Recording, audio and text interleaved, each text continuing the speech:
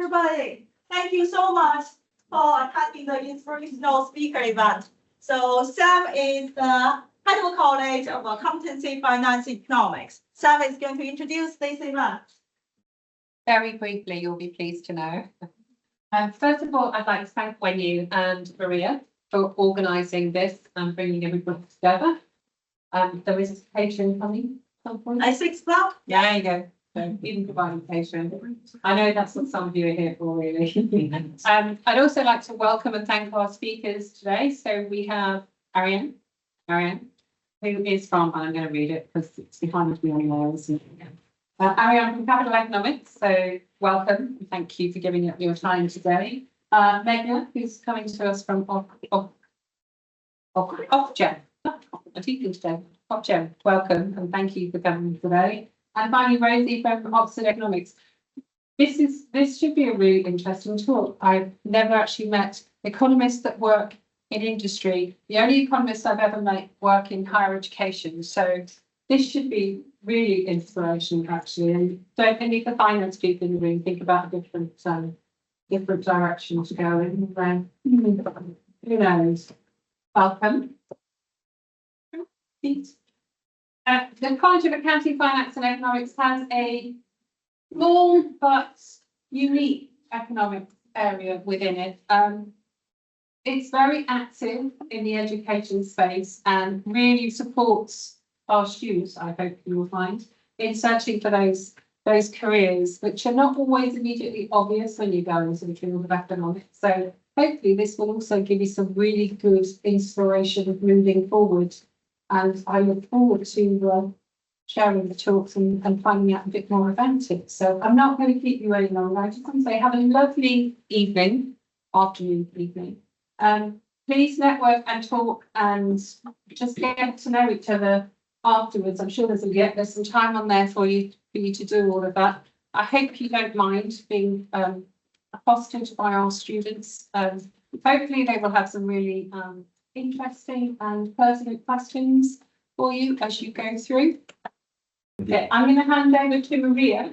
Yeah, hand over straight to Maria, who will get the evening going for you. So please, as I say, have a really enjoyable evening, and I can't wait to hear all about it. And just for the purposes of full disclosure, I have asked when you to take some photographs of this evening. I hope you don't mind. We might put something on LinkedIn, but definitely for our internal news athletes, etc., so that we can publicise your wonderful work and your wonderful engagement with it. Thank you. Hello everyone, very pleasure to be here with you today, and thank you so much to our speakers and to our students that are here today. It's very nice that you're here to witness and hear about different career paths, and I'm going to introduce myself first. I'm here today representing UK Women Economics Network. I am a UK WEN steering committee member and Inspire and lead. And I'm also a senior teaching fellow in economics and public policy at Imperial College London. So I'm an academic, but I'm also representing UK Women Networks today. So today we are here to hear the career paths across different sectors from our speakers today, coming from different backgrounds, different careers, and I wanted to talk a bit about UK Women Economics Networks, as this event is under one of the initiatives. So UK Women Economics Network, the mission is to support and create communities of economists to advocate for economics, and most importantly, to support women in economics, as we know that there is an issue of underrepresentation of women in economics. So we have 4 initiatives in UK Women Network. UK Women Economics Network launched in February 2023. Since then, we have been doing a lot of events in various initiatives, and we have all of those 4 initiatives, network initiatives, where we organize UK Women Network annual event, the support initiatives, when we have career conversations, the Inspire initiative, I will talk more about it, and the action UK Women peer learning cells. So the Inspire initiative is the initiative that I lead nationally, and what we do in this one is not like organize events with academics like today when you, and thank you so much for hosting the event. We are trying to inspire young women for some economic sustainable profession. And of course, I can see, and we're very happy that in the audience we have male students as well. It's good that increase awareness, take tips for future careers, and empower early career women to excel in senior positions. So since we launched, we had various events, including Edinburgh Party, and so on. In a year and a half, we have organized 11 events, so we are very happy. And we're trying to support the future generation of economists, which some of you will be those. So the Women Economics Network is free to join, and the joining list is for everyone. It's not just for women that they are supporting other women in economics, but it's open for everyone who wants to encourage the representation of women in economics. Okay. We have a mailing list and we have the social media where you can join us and follow us and see upcoming events. We have events virtual and in person, and we have various students that are attending from several universities, either online or in person, where we are meeting there, and they are very interested in this. So I'm not gonna take more of your time. I just wanted to tell the schedule for today and introduce and thank our speakers for being here today. Thank you so much for giving us your time, and we are all looking forward to hearing your inspirational talks. So first, we're going to hear from Marianne, followed by Metina, and then Rosie, and then we're going to have a break, and then when you talk about the academic careers. Thank you so much, and thank you to our speakers. The floor is yours. Okay, thanks for having me. By way of introduction, my name is Ariane. I'm a senior economist at Capital Economics, which is a macroeconomic research firm in London. And I've got some experience working in both the public sector and private sector, so I thought I'd speak to those. So a bit of a background, when I was a student, I mainly started out interested in math. And unlike in the UK, I'm from Canada, and there wasn't really the chance to even study economics at school.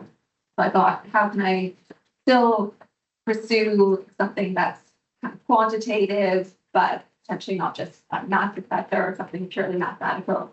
And through reading the economics, reading the news, I thought I would pursue a degree in economics. So I did my bachelor's degree in Canada, and then I moved to London to study at UCL for my master's degree.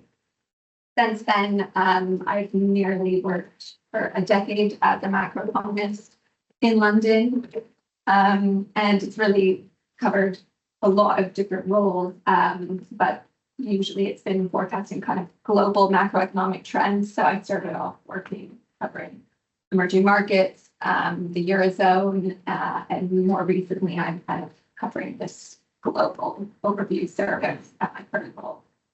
And something that I found great about economics and why I've chosen to stay in the field is the great mix of both quantitative and qualitative work. So I get to kind of use my analytical, statistical background, but also I get to write and feel like I express myself that way.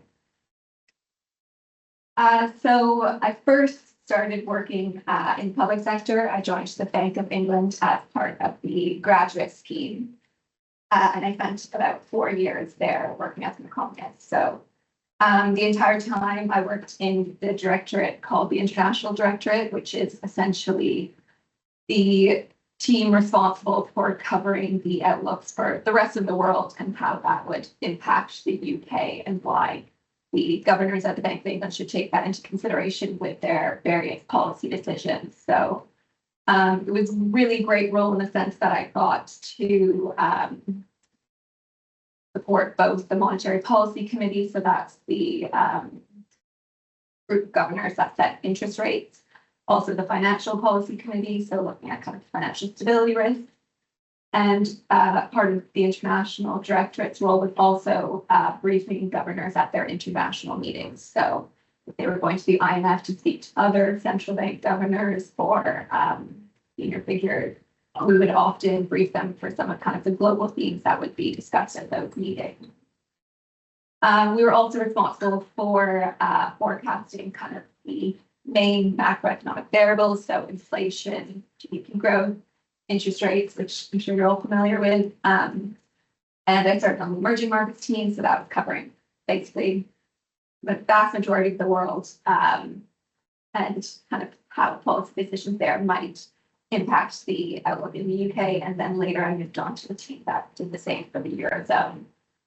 And kind of one of the main things to note working at the Bank of England, and I'm sure any public sector, was that there's a massive group of economists there. So I was one of, I think the number is about 2,000, but definitely more than 1,000 economists there. So some of the pros at working at the bank that I experienced was it's great to be in a kind of respected institution that's doing really interesting, important work. I found all of the colleagues I was working with really bright, really motivated. It was great learning from them. The work is also really interesting, especially kind of, it depends exactly what you're interested in, but I was really interested in macroeconomics, monetary policy, and this was the institution that is responsible for this for the UK. And there was a really good mix of how you ought to present your work and being able to sit in some of these decisions by the governing councils. And it was really interesting to hear their thoughts. It also sounds a bit cheesy, but it is really nice to know you're working for the public good, for the public sector, and something that affects everyone. Everyone is affected by monetary policy, and it just is very motivating going to work, knowing that you're kind of one cog in the wheel.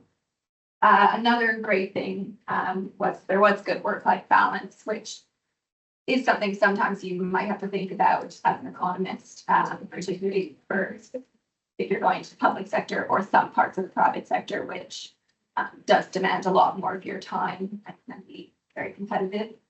And just as a tiny aside, it was also an amazing building to work in. But some of the cons, and ultimately I did leave, but I did have a really good experience there. So but some of the reasons I thought about leaving and eventually did choose to, which was that the processes were quite slow. They were big institutions, lots of rules. There is sometimes bureaucracy, which could cause your work to take a very long time to get to a point where you're able to present it or have good feedback and really feel like you're making an impact. There's also kind of tied to that a lot of meetings. For example, when we would brief the Monetary Policy Committee, we would have a pre-meeting in our division, and then another meeting with the seniors in our division, and then another meeting where they would talk to the private secretaries of the governors, and then another meeting eventually where that gets presented. So it sometimes felt like the work was really interesting, but a lot of the time was spent doing meetings and not always being able to do the research or have the time to do your research to the best ability. And there was also sometimes a lack of autonomy, of course, because these are really big decisions, understandably, that the governors are undertaking. If I was doing some of the work on maybe the Eurozone, that would feed into these monetary policy meetings. Understandably, I'm not the one presenting it, but it would be senior or their senior even that gets to present it, which is understandable, but also after a while, sometimes you're like, I did this really amazing piece of work. I want to be able to you do get the credit, but be able to present it and show it in a format that you like. So then after the bank, I decided to move to the private sector. And I joined Capital Economics, which is where I am now, and it's a macro research firm. So I joined in 2021, kind of towards the end of the pandemic. And as I said, I'm in the global economics team. And what that really means is that, unlike at the bank where I was in a role where I was specifically kind of forecasting first for emerging markets and then the Eurozone, now I'm in a team that kind of brings together these big overarching global themes that affect economies across the world. So, for example, kind of during the pandemic, there were a lot of issues with global supply chains, because of lockdowns, because of labor shortages, and that was something that was affecting everywhere in the world. So we were doing kind of analysis of how that would affect different economies. Right now, with the election of Trump, it's a lot about how tariffs on trade is going to affect various economies and how this could cause, some divergences across countries as well, who might be better placed to benefit and who's worse off. And what we do with this is that I tend to produce research, so usually written analysis, but using lots of data to come up with it. And I also present to our clients, which tend to mostly be clients of the financial sector, so hedge funds, banks, etc. But we also have public sector clients, corporate, kind of a range. And yeah, so I'm a bit different to the bank. Capital Economics is still a relatively big macro research firm, but whereas I was one of thousands of economists at the bank, I'm now one of 17 economists in our offices across the world. So some of the pros is quite similar in the sense the work is also really interesting. I'm doing fairly similar roles, so clearly I enjoy doing that. Another pro, which I didn't get as much at the bank, is that there's a lot more time to do your research, and it's probably just because it is a smaller company. There's somewhat more urgency to get your work out to clients sooner, and you are given the time to do the research as opposed to having as many meetings. There's also strong ownership of your work. So if I'm doing the research and I create a report, then I'm the one who's presenting it to the client, which is something that I found I really enjoy. Actually, obviously at the bank, it's very different. You don't really have clients, but I quite like the client-facing aspect of the role. Gets you a chance to present your work, but also to hear how they're using your work. So that's really useful. And then also, similar to the bank, actually has very good work-life balance. So it's not quite the same as if I went to a hedge fund or something like that in the private sector. Some cons is that there are resource constraints. There's only so many of us working there. And that sometimes you get dragged into the commercial aspect of it. So obviously, we do need to sell our research. It's not all going out for free. So thought I'd conclude with some kind of challenges that I've faced as an economist. Probably mostly applies to a lot of women or other introverts, perhaps, but it's probably more broadly applies to it as well. So I've always found interviews quite challenging with the idea of how to kind of sell yourself. And now that I sit on the other side of interviews as well, I can see that's something that I do find more in the female candidates is that they tend to be quite modest. But of course, it is you have to say why you are the best candidate for this role. And I found that the females don't tend to want to sound like they're bragging too much, but they have a great CV. I can tell they're really intelligent, but they just aren't as comfortable with that. And that was certainly the case for me as well. Kind of related, speaking up during meetings, and assuming others know more than you. So often you can I sit there and I think, oh yeah, I have something to say, but should I say it? Is it really right, or is it necessary? Where other people who are much more extroverted or will feel really confident saying something, even if they're not quite sure. I'm always thinking, I want to be quite sure if I say something or I do. People pleasing is something that often happens because I find that I say yes to too much, but not necessarily the stuff that will get me further or always help me in my career.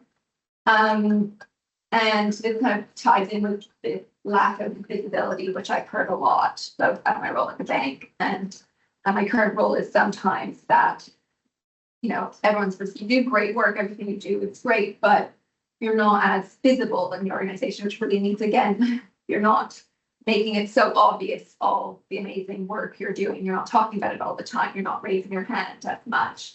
And that kind of together with the people pleasing, not always doing the work, but not always making sure I'm on the right project that's really going to advance my career.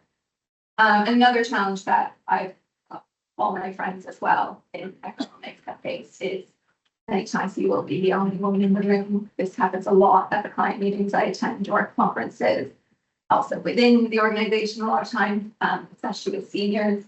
And that can be a challenge because you just immediately feel like you stand out. And yeah, but and some of the ways that I've tried to overcome these challenges is, you know, if I find it challenging, always speaking in big meetings, creating opportunities where I have the chance to in smaller groups where I'm more comfortable, or it just naturally gives me more of a chance to speak up. And coming to those meetings already prepared with ideas, suggestions that I know I'm confident in, I can say, and trying to say that early on.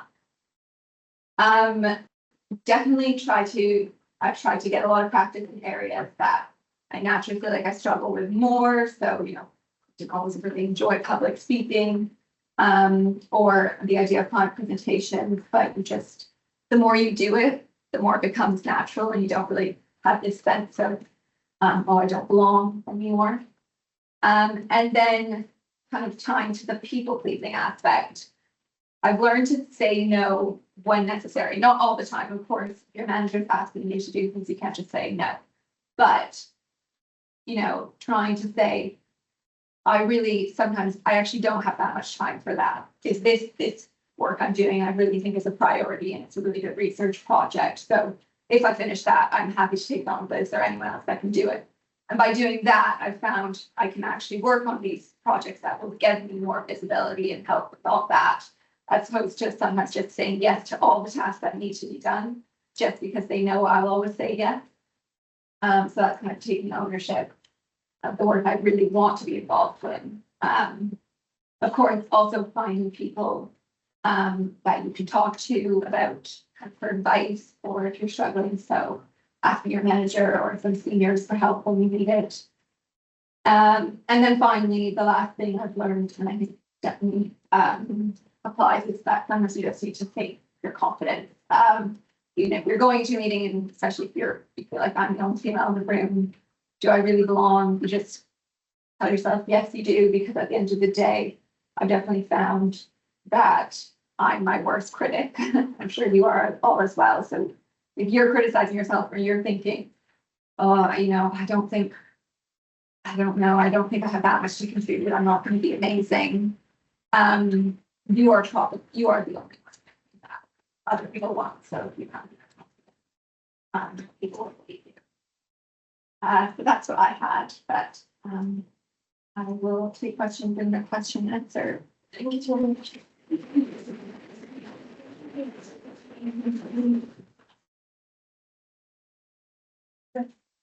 Our next speaker is Meghna Tiwari from Ofgem. Hi, everyone. So I was just thinking, I was telling my 10-year-old to eat his breakfast this morning, and he didn't listen to me.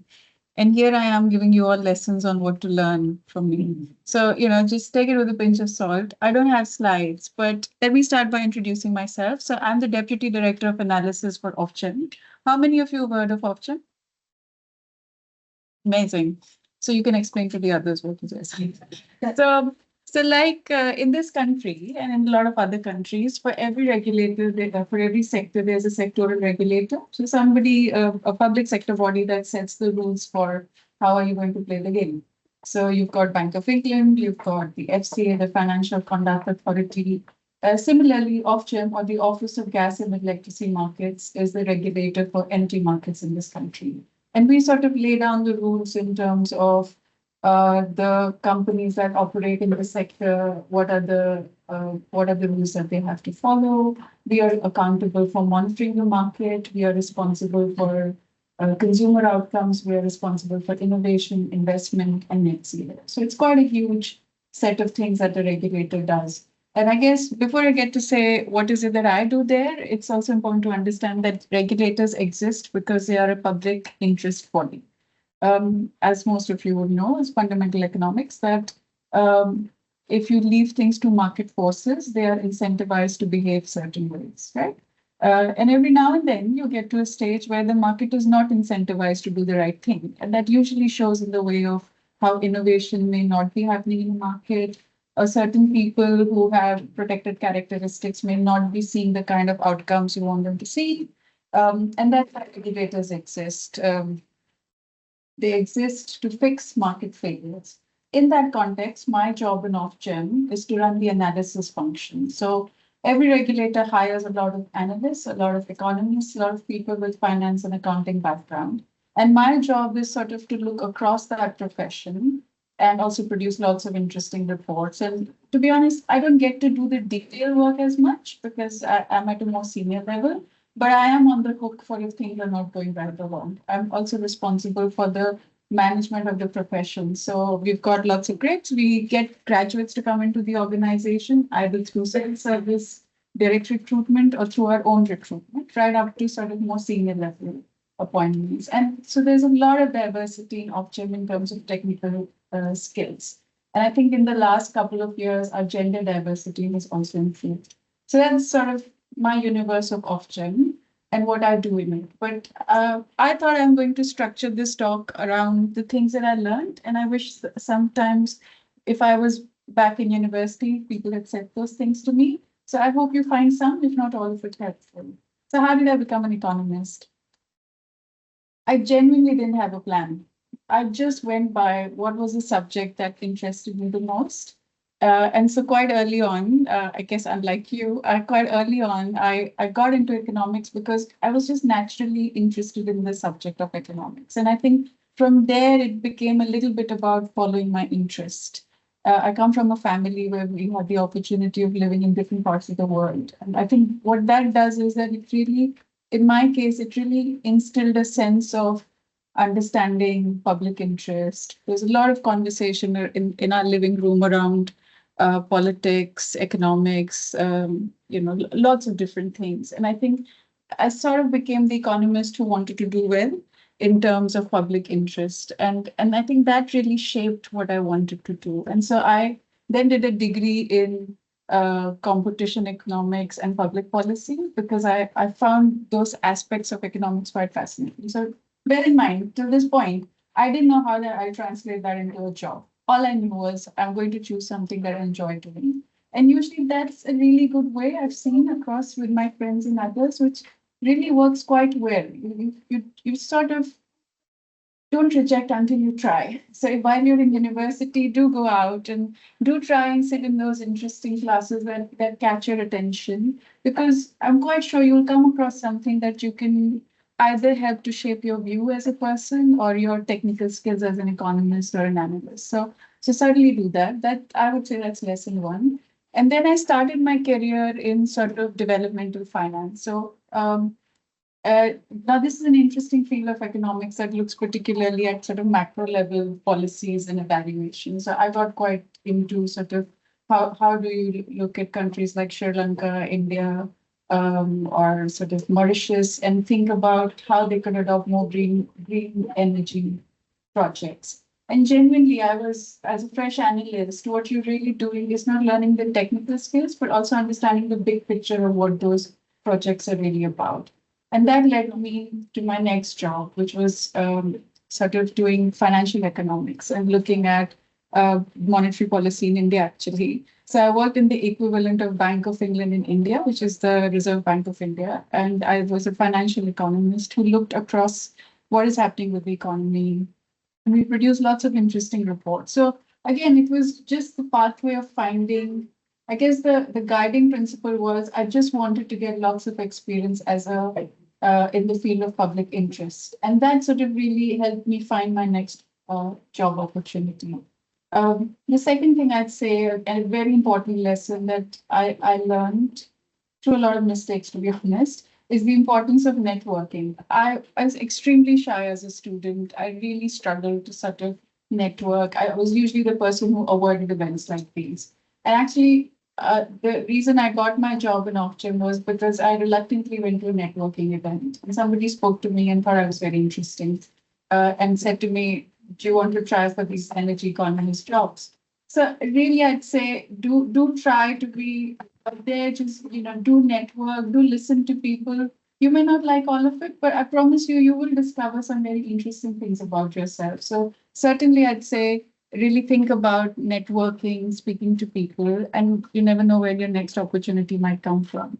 The third thing I'd say is really where I sit in Ofgem and across civil service, we do think about how the market for capabilities and skills is changing. And economics is changing now more often than not. There's an intersection between your skills as an economist as well as sort of data heavy skills as well. So increasingly we are hiring people who are more proficient in Stata, R, Python. These are quite important skills as well. So do think about your sort of pure, not, figure out whether you're a purist or a pragmatist. But as part of that, also think about what are the skills that I need. And one good way of sort of doing it is sort of speaking to people like us or people in your wider network who can help you understand, what is a job market looking for in terms of skills. And by the way, that learning doesn't stop. Somebody in my team last year was painstakingly teaching me how to use Copilot. And it's quite a fascinating word. So that intersectionality between economics, finance, accounting, what are the technical skills, what excites you, continue to explore that. So I think that's lesson 4. And I'd say the last lesson it was quite well covered by you actually in terms of the challenges you're going to face. So I think if you decide to have a career in public policy, it's really important to think about why do you want that career? Are you interested in public interest? Is it something that you want to add to your work experience in the next few years? What is it that's really motivating you? And you will notice that your experiences will be different based on where you come from. So if you are a female like me, as a previous speaker was saying, you are more likely to come across people in rooms where you might be the only person who looks like you. And I find it really entertaining sometimes when I go into meetings and before people have introduced themselves, people sort of make an assumption about where they place me in the grade. And the moment I introduce myself, I see the expressions change. So it's quite entertaining that way. But do think about the challenges you're likely to face if you're going to go down a private sector path or a public sector path. I highly recommend becoming a policy economist, by the way. If you're somebody who's interested in thinking about the big picture, if you're somebody who's thinking about using your skills in more practical ways, finding solutions that support consumers, that support the public interest cause, then it's definitely the place to start. But be aware of the challenges, both in terms of what are the skills that you need, which sectors are you interested in, and quite possible if you're working in public policy in one area, it gives you a host of transferable skills for other areas. I sit on a number of committees internationally, and my job is sort of to shape how various countries are shaping their regulatory structures, whether it's in energy or higher education. I'm a non-executive director for the higher education regulator as well, and there's a lot of commonalities across regulators. So certainly you will realize that the skills in one sector will really benefit you in a number of other ways. We work with a lot of consultants as well. And in fact, a lot of my colleagues have sort of moved into consultancies and found working on the other side quite fascinating. So I'd say the fifth thing is do think about if you're interested in a career in public sector, what is it that's really attracting you towards it? And within its context, think about who is it that you want to be with? What is it that you'd like to achieve in the next 2, 3 years? I personally use like a simple framework, which I'd like to share with all of you. It was shared with me by one of my ex-professors, actually. So take time to personally reflect and ask yourself 3 questions. What am I good at? What do I enjoy doing? And what is non-negotiable for me? I'll give you an example. I might be very good at economics, and I might be very good at finance and accounting, but actually what I enjoy a lot more is economics. And what is non-negotiable will change as you go through life. Before I became a mother, I was available all the time. And once I became a parent, flexibility became a really non-negotiable aspect. Whether you're a man or a woman or other, you will have caring responsibilities in life. Life will overtake you, and your job is just a part of that big cycle. So do think about what's non-negotiable for you. I found that framework extremely helpful in deciding what I say no to and what I say yes to, and sort of, be happy with what I've got and make the best of it. So those are my 5 lessons. I hope they're useful. And if you've got any questions, you can come and find me later. Thank you. So next we have Rosie from Oxford Family. Yeah, hi everyone. So yeah, I'm Rosie. I work at Oxford Economics. I'm a senior economist. And yeah, my presentation is called Curzon Economics. But I think kind of as I started deciding what I was going to say, I realized yeah, it's probably more just my career in economics, but I'll try and give some other perspective as well. So yeah, about me. So yeah, this is basically my personal experience today. And I think the big lesson that I've learned on my career is that you might kind of have a plan for what you think you want to do, or how you think things are going to turn out, but actually things don't always happen that way. And yeah, there's kind of lots of other routes you can take to get to where you might want to end up. I think pretty similar to what the other speakers have said. It's really important to kind of think about what your priorities are and what you kind of want from a career. So personally, for me, that's something that I find interesting, but also quite challenging. And I also really prioritize having good work-life balance. So I guess that's kind of what I'm trying to show here, like I work, but also, when I'm on holiday, I want free time and I want to do these things as well. So yeah, a bit about my kind of experience. So I did GCSE economics, which I think isn't super common. But basically from then I was kind of hooked and I decided that's what I wanted to do with career. So I went to the University of Manchester for a BS in economics. I then worked for a year, decided that the job I was doing wasn't quite what I wanted to do. So I went back to uni, did a master's, and then joined the civil service. And then I did 4 years of civil service, and then I've been at Oxford Economics for 2.5 years. So yeah, career as an economist, there's loads that one can do. We've already had a couple of perspectives already today. So yeah, from things like macro, competition, regulation, public policy, working with charities, think tank, that kind of thing. I guess personally, what my experience is civil service, so I'm in the public sector, and now I'm a consultant, so also the private sector, facing me down. So my career path so far, so I actually started as a grad at a company called BAV, the transport consultancy. I think I actually got Steer now, so this was quite a few years ago. I did that job for about 10 months. I kind of thought it was quite an economics role, but I started, realised I wasn't really doing analysis. So maybe it was over that if I wanted to be an economist, I thought I needed a master's, so I decided to go back to uni and kind of get more experience in economics. While I was doing my master's, I applied for the civil service and got into the grad stream, which, if you're aware, it's kind of a bit like the grad scheme for the civil service, and they have a kind of economic specific track. I got put in the Department of Transport, which, I was actually quite excited by because I've done a bit in transport before, and I think it's really interesting the kind of economics around transport and how kind of transport can enable economy, enable growth and things like that. So I did a couple of years at Department of Transport. How the scheme works, they kind of rotate every year. So I worked in a couple of different teams. What I did find is that it was definitely a more kind of male-dominated environment.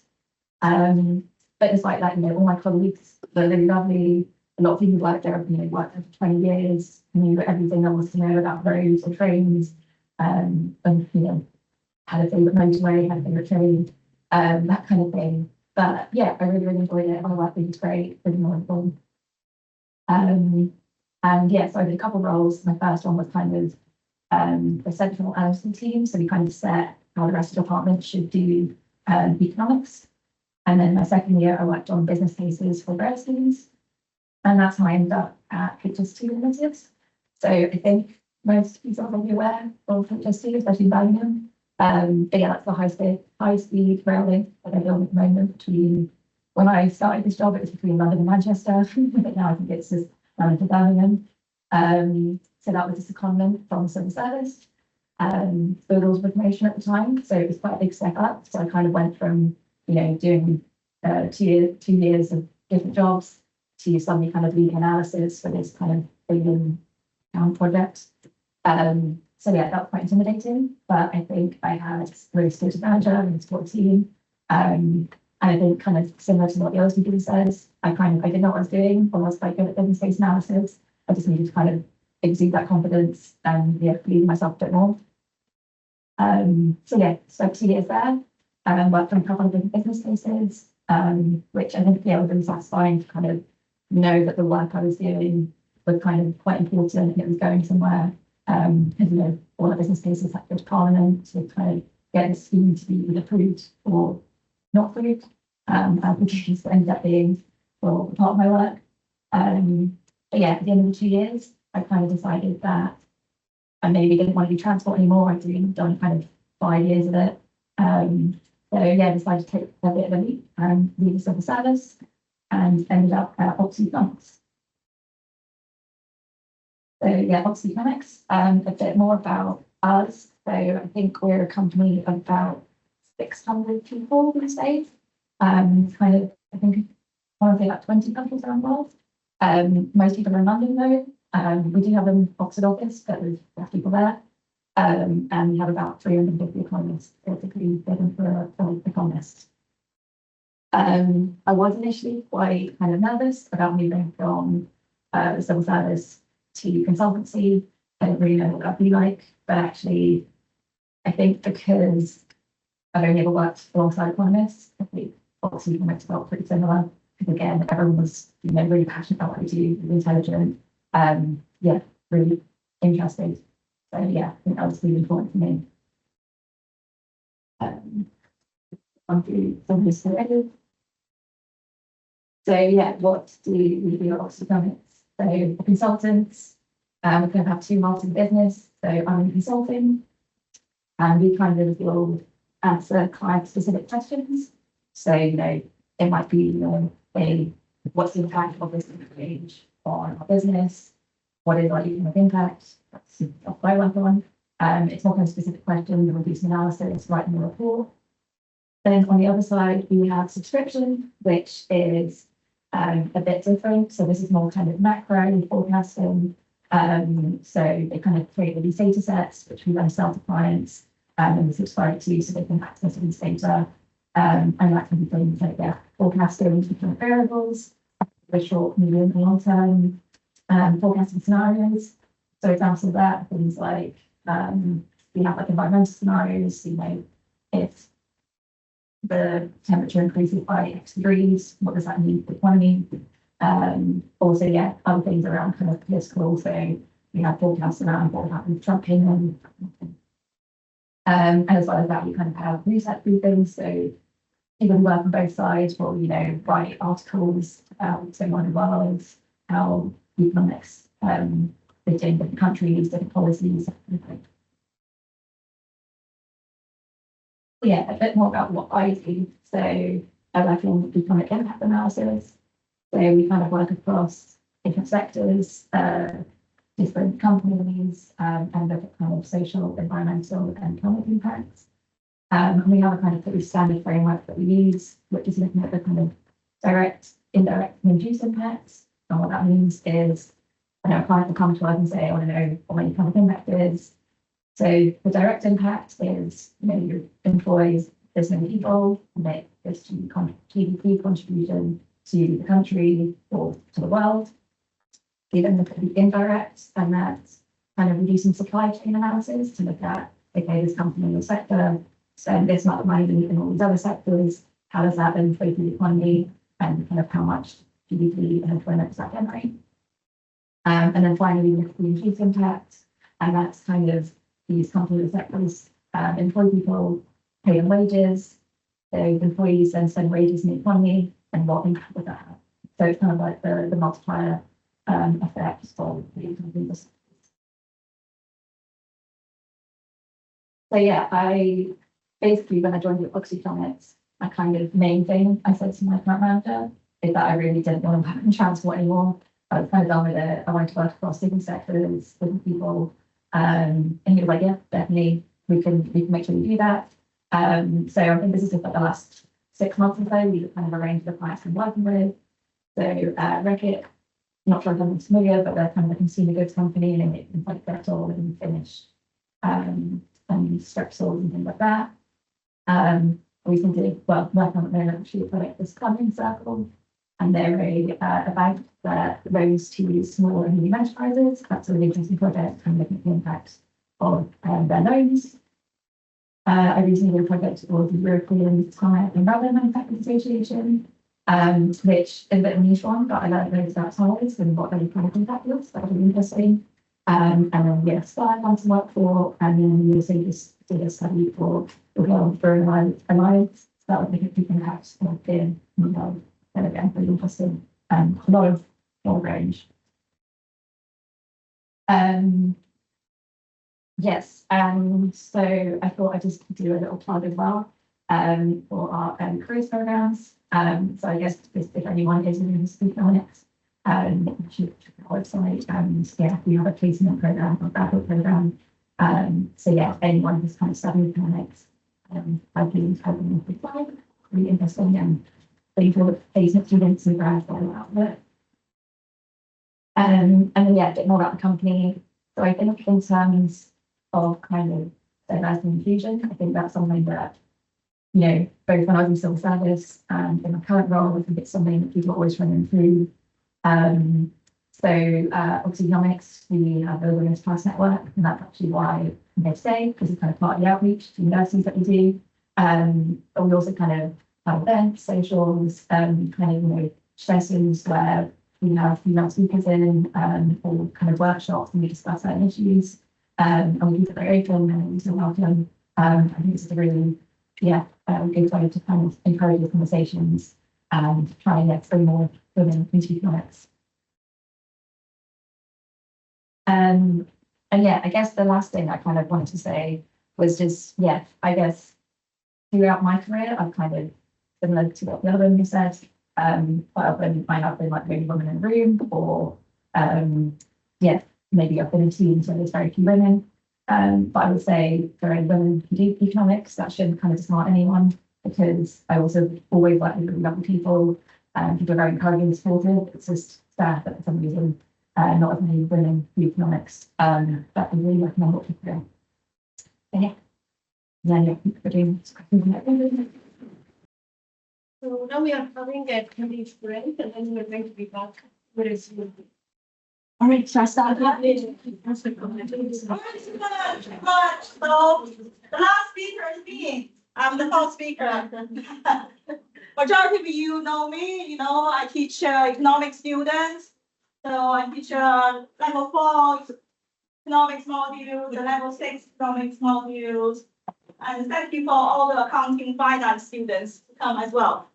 Okay, so my name is Wen Yu. I'm also a professor in economics and economics subject group lead at Birmingham City University. So I'll just briefly introduce my background. I did a BA in English language in China. And like other speaker, like Rosie said, we don't end up where we planned. Now, I certainly didn't plan to come to the UK. I didn't even want to leave China. Because I quickly arrived. The University of Bradford had a partnership with my university in China. It was a two-year program.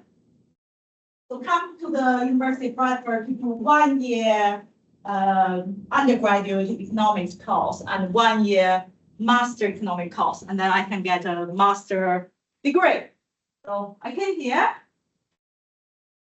I changed my mind.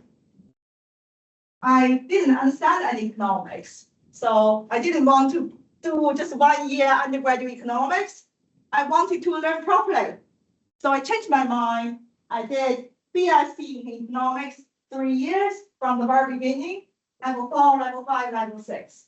Okay, so I did proper BSc economics at University of Bradford. I got the first class degree, and then I went to University of Warwick and did a 1 year master in economics.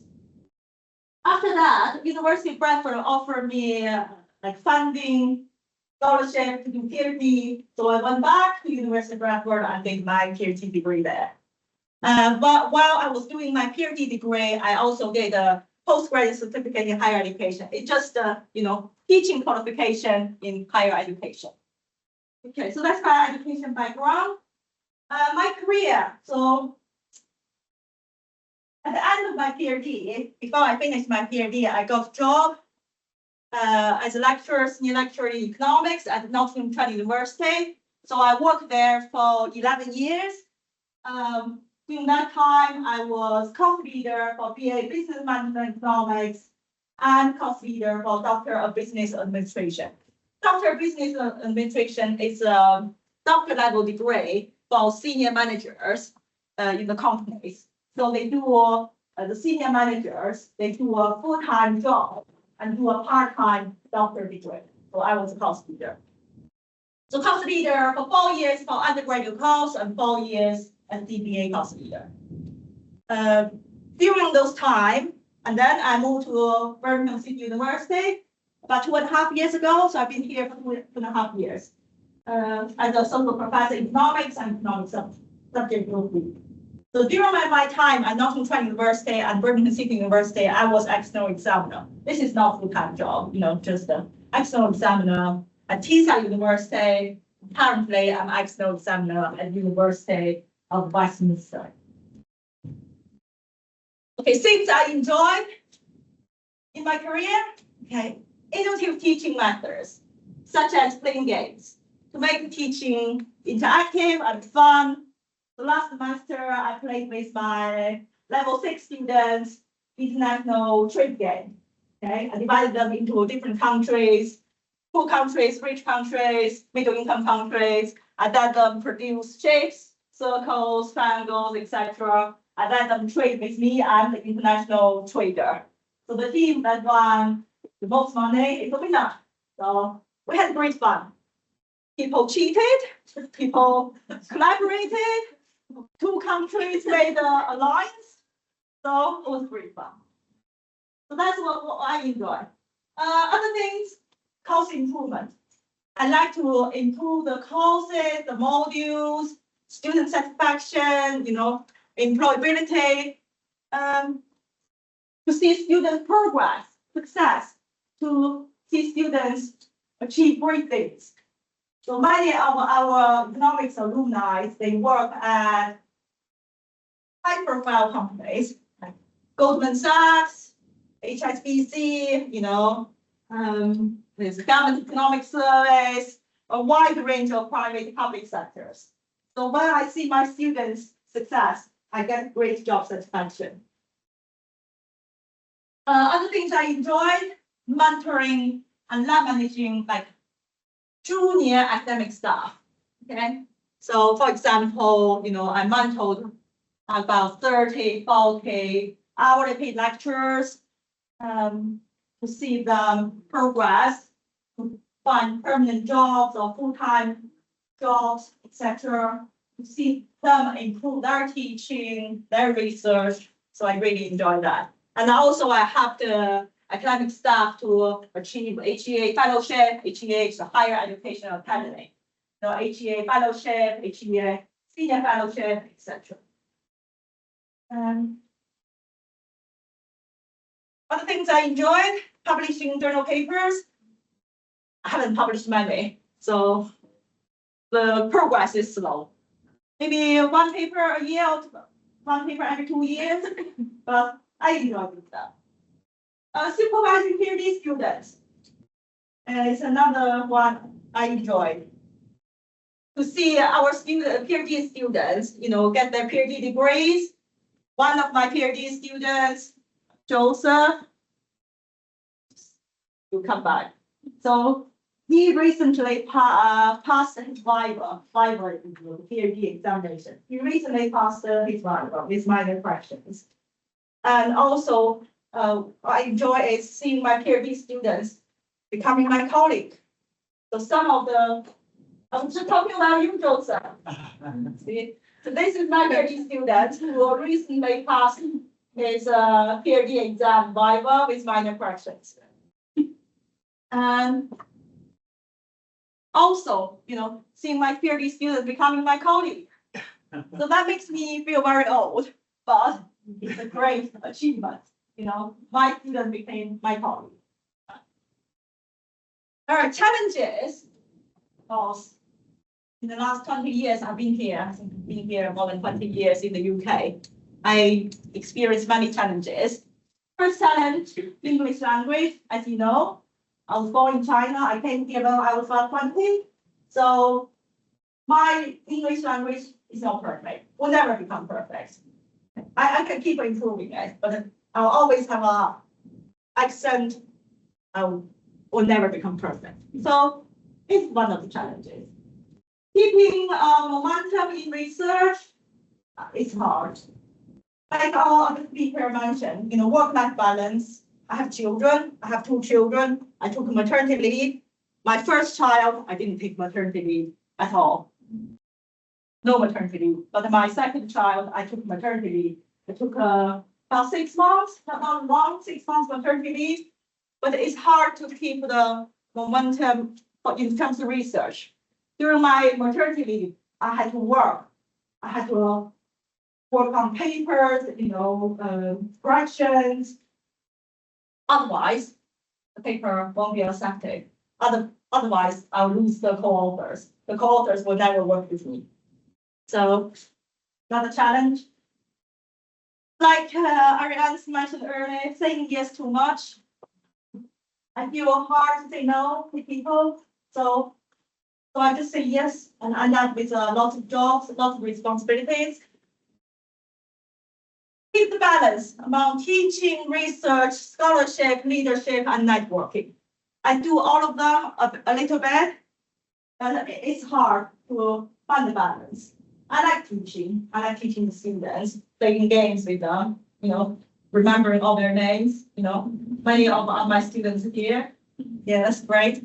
Research, like I said, I don't do much, maybe 1 paper a year or every 2 years. Scholarship activities, for example, to design innovative teaching methods, to improve the module, improve the course, Leadership, I currently lab manage 7 people. Lab managing people, mentoring junior member of staff, I enjoy that. Networking, like Meghna mentioned earlier, networking is important. I work with the University of Aston and University of Birmingham. I used to work with Maria about the Birmingham Economic Education Seminar Series. Some of you might have heard about these. So it's great networking opportunities. However, just so many things on my plate. Sometimes it's hard to balance. Work on that balance. Yeah, obviously, it's a challenge for everyone. Another challenge, like Ariane mentioned, studying myself during interviews. I find it hard. I do a lot of great things, but during the interview, I don't sell myself well. So I don't get the jobs I apply for. Even I was the best candidate, but just because I didn't perform well during the interviews, I didn't get the jobs. Shame. All right, what have I learned from my experience? Take extra roles and responsibilities. Okay, so early in my career, I had a colleague, or you can say a mentor. A colleague, a mentor mentioned this to me. that he said, you know, if you just doing your job or you just doing your job very well, you won't get promoted. In order to get promoted, you have to work above and beyond your work, your job description. That's what he told me. I was quite surprised, to be honest. I was thinking, if I work hard, if I do my job well, why can't I get promoted? No, you have to work above and beyond the job description. Okay, so that's what I did.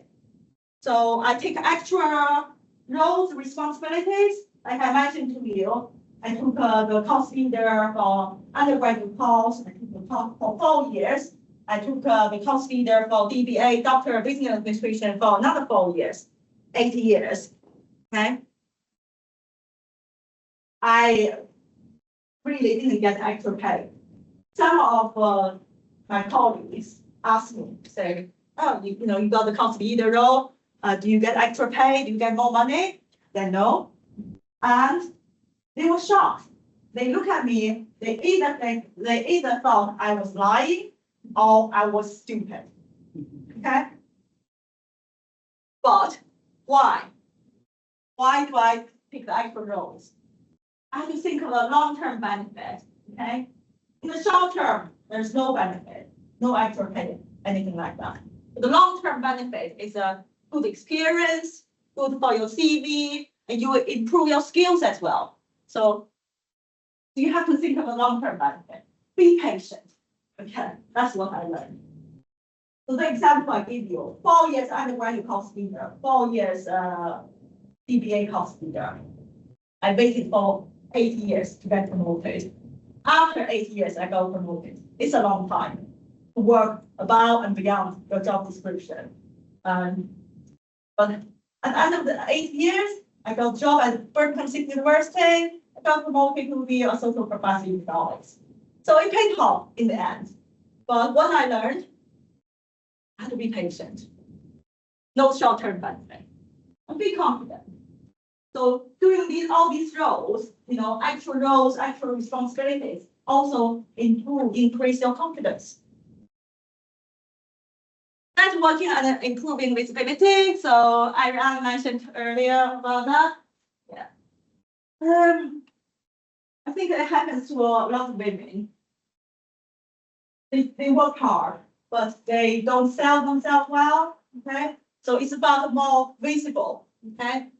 More visible inside your organizations and outside the organizations. So you have to do this kind of networking event to meet different people in the sector to make people know you.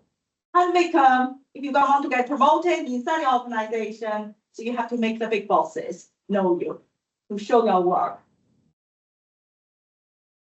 Other things I learned, work mentor. For example, let's say if you want to be a head of department, okay? Maybe talk to an existing head department to know what it's like to be a head department. Okay, work mentor really helps. Finally, I want to say to you guys, all of you will achieve your ambitions. Like me, you will achieve all your ambitions, whatever you want to do. But sometimes it might take time. In my case, it took me 8 years to get promoted from senior lecturer to a associate professor. But I got there eventually. So be patient and you will achieve all your ambitions. And the last thing I want to mention is continuous professional development. Like to improve yourself, like CPDs I have done in the past few years. Okay, I have done like Aurora women leadership courses. Right now, I'm doing diversify the leadership program, so organized by BCU and Advanced HE higher education, advanced higher education.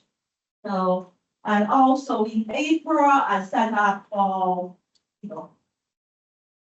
workshop training courses for like teaching and scholarship training courses, like how to improve student progression, outcome, etc. So continuous professional development courses really help. So in your career, during your career, make sure you continue to improve yourself, attending workshops, courses, etc. All right, so that's all I want to say. Thank you very much.